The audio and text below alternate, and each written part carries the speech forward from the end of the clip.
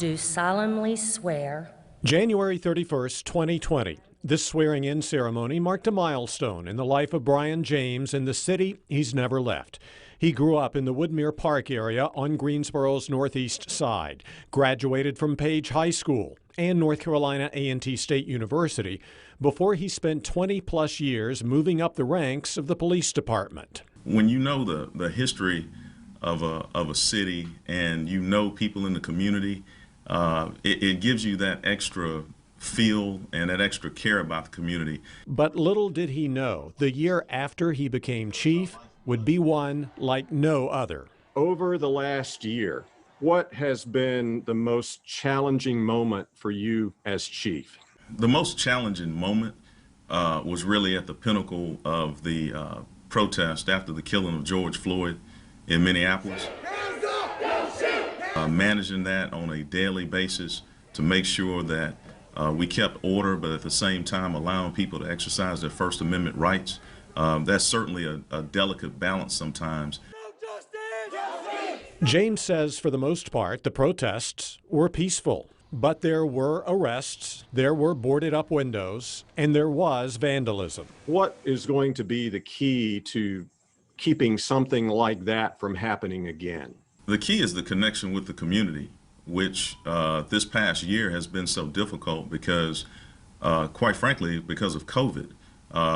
Leading up to that, we had really been in a large way disconnected. The department is working to reconnect with the community through events like this January door-knocking effort. And James says building trust in the community will be key to meeting the city's big law enforcement challenges, including homicides. The 61 of them in 2020 set a new city record. James says gang activity, drugs, and domestic disputes were all factors.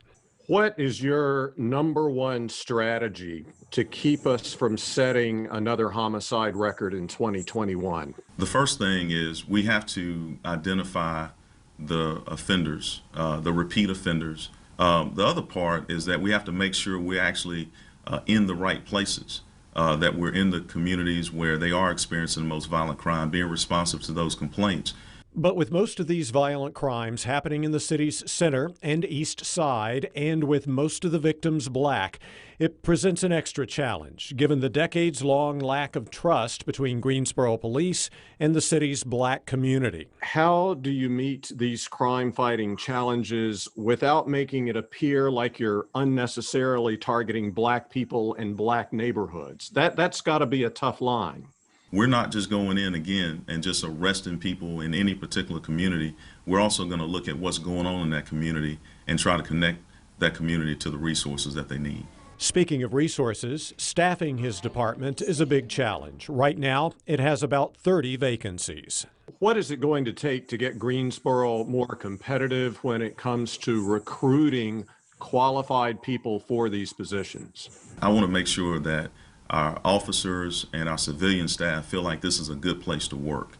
Because if people feel like they're valued and that they're contributing, I think they're going to do a better job and they'll want to stay. What's the biggest public misconception of your department? We have to make sure that every person that we encounter, that we humanize that person. They're not just a call, they're a human, and we're making important decisions that could be life-changing. But also what I would ask is that the community humanize us.